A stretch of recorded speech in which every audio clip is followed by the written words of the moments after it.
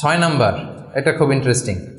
6 number point যেটা আমি লিখেছি সেটা হচ্ছে পিস অফ মাইন্ড। এই যে শুরুতে কে যেন সংজ্ঞায় বললো যে মনের সুখ, তো এই যে মনের সুখটাই আসল সুখ আমরা যে বাংলায় বলি, এই পয়েন্টটা হচ্ছে এটাই, মনের সুখই আসল সুখ। আপনার মন, আপনার হৃদয়টা, আপনার হার্ট, আপনার সোল, এইটা মানে পিস অফ মাইন্ড আছে কিনা এইটা আপনি খেয়াল করবেন। বাহ্যিক অনেক জিনিস আপনার মানে চোখ ধাঁধানো মনে হতে পারে, ওইটা কিন্তু আসলে সুখ না। সুখ আসলে কোথায়?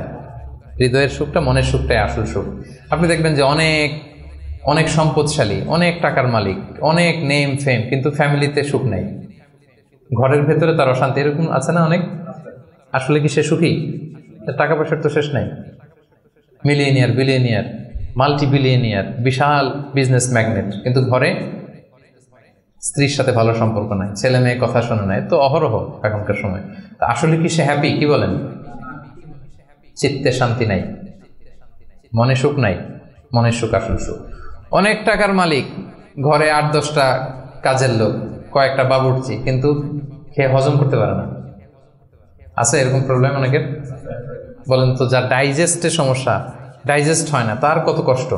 আমাদের কখনো যখন এরকম হয় যে ডাইজেস্ট হচ্ছে না, একটু কে বলে ফুড পয়জনিং বা বদ হজম, এরকম কিছু হলে কি অশান্তি লাগে। আর সারা জীবনটাই এটা, তার জীবনটা কেমন যাচ্ছে বলেন? আপনার যে মনে শান্তি আছে, এই যে 2 টাকা দিয়ে নাসি আয়াম খেয়ে ফেলতে পারতেছেন, যেখানে মনে চাই বসে ফেলতে পারতেছেন, শুইতে পারতেছেন, থাকতে পারতেছেন, কত সিম্পল লাইফ, কত সুখ। এরপরেও আমরা যদি সুখ খুঁজে না পাই, আপনি একটু ওদের দিকে তাকান, কিছুই হজম হয় না। তাদের কি অবস্থা? ঘরে শান্তি নাই, ফ্যামিলিতে শান্তি নাই। তো এই জন্য সম্মানিত ভাইয়েরা, পিস অফ মাইন্ড এটা হচ্ছে the true happiness, the real happiness. আপনার মনটা যদি প্রশান্ত থাকে, আপনি যদি মনোদৈহিক প্রশান্তির মধ্যে থাকেন, you are the happiest person in the world. আপনি সুখী, মহাসুখী, আপনি মহাসুখী। ইউআই থেকে বের হলে বুঝবেন দুনিয়াটা কেমন। এখানে আমরাও তো ছাত্র জীবন কাটিয়েছি একটা সময়, সুবহানাল্লাহ। পারিবারিক জীবনে যাবেন, ক্যারিয়ার লাইফে যাবেন, বিজনেসে যাবেন, ব্যবসা যাবেন, দিনকে দিন জটিলতার মধ্যে আপনি আসবেন। এখন যে কত হ্যাপি লাইফ লিড করতেছেন আপনি কল্পনা করতে পারবেন না। এর জন্য শুকরগুজার হতে হবে। তো তাই বলে কি এখন টাকা পয়সা সম্পদ এগুলোর দরকার নাই? বাড়ি ঘর বাবুর্চি এগুলো দরকার নাই যেগুলো বলতেছিলাম না? দরকার আছে। আমি বুঝাতে চাচ্ছি যে ওগুলোই আসল সুখের সন্ধান দেয় না। আসল সুখ কিসের সুখ? মনের সুখ। সবাই বলেন আসল সুখ মনের সুখ। পার্থিব জীবনের এই ব্যাপারগুলো যে লাগে, এটাও ইসলাম বলে। যেমন রাসূল সাল্লাল্লাহু আলাইহি ওয়াসাল্লাম একটা চমৎকার হাদিস, সহিহ হাদিস, এটা আমি একটু করে শেয়ার করি। রাসূল সাল্লাল্লাহু আলাইহি ওয়াসাল্লাম বলেছেন যে আরবাউম মিনাস সাআদা, 4টা হচ্ছে মানে সুখী হওয়ার মাধ্যম বা সৌভাগ্যশীল হওয়ার মাধ্যম। যার 4টা আছে সে সাঈদ, আর যার 4টা নাই সে শাকী। সাঈদ মানে কি? সুখী বা সৌভাগ্যশীল, আর শাকী মানে দুঃখী বা দুর্ভাগা। তো সুখী কারা বা সৌভাগ্যশীল কারা? রাসূল সাল্লাল্লাহু আলাইহি ওয়াসাল্লাম পার্থিব জিনিস যে লাগে এটা যে ইসলাম ডিনাই করে না, তার প্রমাণ রাসূল সাল্লাল্লাহু আলাইহি ওয়াসাল্লাম বলছেন যে আরবাউন মিনাস সাআদা, 4টা জিনিস মানুষের সুখ নিশ্চিত করে, সুখ এনে দেয় পার্থিব জগতে, দুনিয়াবি হাইসিয়াতে আর কি। 1 নম্বর হচ্ছে আল মারআতুস সালিহা, নেককার স্ত্রী। এটা কিন্তু আপনার জীবনকে সুখময় করার একটা বড় মাধ্যম। 2 নম্বর হচ্ছে আল মাসকানুল ওয়াসিআ, প্রশস্ত বাসভবন। কি বলেন? খুব যদি চিপা চাপা হয়, এটা তো ওখানে চলাফেরা করে মজা হবে না, স্বাভাবিক। কিন্তু যদি একটা চমৎকার বাসভবন হয়, অনেক স্পেশাস, এটা আসলেই সুখ স্বাচ্ছন্দ্যের একটা ব্যাপার, মানে দুনিয়াবি দিক থেকে। 3 নম্বর হচ্ছে ওয়াল জারুস সালিহ, ভালো প্রতিবেশী, গুড নেইবার। কি বলেন? আরবিতে কি বলে? উতলুবুল জার ক্বাবলাদ দার, বাড়ি কেনার আগে আগে প্রতিবেশী দেখে নাও, আরবি ভাষার একটা প্রবাদ। আর 4 নম্বর হচ্ছে ওয়াল মারকাবুল হানি, মানে হচ্ছে লিটারালি হচ্ছে সুইট রাইডিং, ভালো একটা আরোহণ। এটা বর্তমানে গাড়ি হইতে পারে, একটা সুন্দর চমৎকার গাড়ি, ভালো ব্র্যান্ডের গাড়ি, মার্সিডিজ না হইতে পারে। তারপর টেস্টিফাই করছে আপনার এটা নেগেটিভলি নেওয়ার সুযোগ নাই। হ্যাঁ, এটা দুনিয়াবি দিক থেকে তো অবশ্যই একটা সুখের মাধ্যম, মার্সিডিজ ব্র্যান্ড হতে পারে। অথবা রাসূল সাল্লাল্লাহু আলাইহি ওয়াসাল্লামের সময় ছিল যে কোনো আরোহণ, ভালো ঘোড়া, তেজস্বী ঘোড়া, উট, হ্যাঁ এগুলো। তাহলে এই 4টা হচ্ছে আরবাউম মিনাস সাআদা। এই 4টা জিনিস পার্থিব জগতের সুখ এনে দেয়, মানুষকে সৌভাগ্যশীল বানায়। তারপর রাসূল সাল্লাল্লাহু আলাইহি ওয়াসাল্লাম, তার মানে ইসলাম এটা নিষেধ করে নাই। কিন্তু দ্য পয়েন্ট ইজ হেয়ার, রাসূল সাল্লাল্লাহু আলাইহি ওয়াসাল্লামের জীবনে কয়টা ছিল বলেন?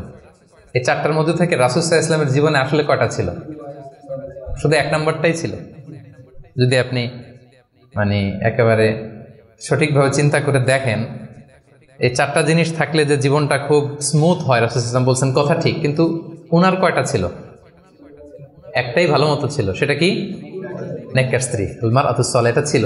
2 নম্বরে আসেন আল মাসকানুল ওয়াসি, তো মোটেও ছিল না। রাসূল সাল্লাল্লাহু আলাইহি ওয়াসাল্লামের ঘরের সাইজ জানেন তো না? এখন মক্কা মদিনায় গেলে বিভিন্ন মাআরেদ হয়, ওখানে দেখা যায় যে কত মিটার বাই কত মিটার, খুবই ছোট একটা রুম। আম্মা জান আয়েশা রাদিয়াল্লাহু তাআলা আনহার ঘরের সাইজটা যদি বলি খুবই ছোট। এই অল্প কিছু জিনিস রাখতে পারে, একটা জাজিম রাখতে পারে, কয়েকটা জিনিস ঝুলায় রাখতে পারে, আর দুইজন থাকতে পারে কোন রকম। এটা ছিল ওনার বাসভবন। এটা কি আল মাসকানুল ওয়াসি হইছে? পান নাই উনি এটা। তারপর একটা আসেন ওয়াল জারুস সালেহ, ভালো প্রতিবেশী পাইছেন, কাছাকাছি ধরলে পাইছেন, পাশে ফাতেমার ঘর, দিকে স্ত্রীদের ঘর। কিন্তু আপনি যদি বিগার সেন্সে চিন্তা করেন, কারা থাকতো আশেপাশে? এদিকে তো না, আবুল আহাব তো মক্কার কথা, লেফসে মদিনার কথাই যদি আমরা বলি, আপনার কারা থাকতো? মুনাফিকদের একটা দল তো থাকতোই, আর 3 দিকে জিউস, ইহুদিরা, বনু কাইনুকা, বনু নাদির, বনু কুরাইজা। এরা কি করছে রাসূল সাল্লাল্লাহু আলাইহি ওয়াসাল্লামের সাথে? মানে ট্রেচারির যত ধরন হইতে পারে, বিট্রে করার যত ওয়ে হতে পারে, সবগুলো করেছে। একটা রাত শান্তিতে ঘুমাইতে পারে না এদের কারণে। এটা কবে পর্যন্ত? 5ম হিজরির আগ পর্যন্ত ঘুমাতে পারে নাই।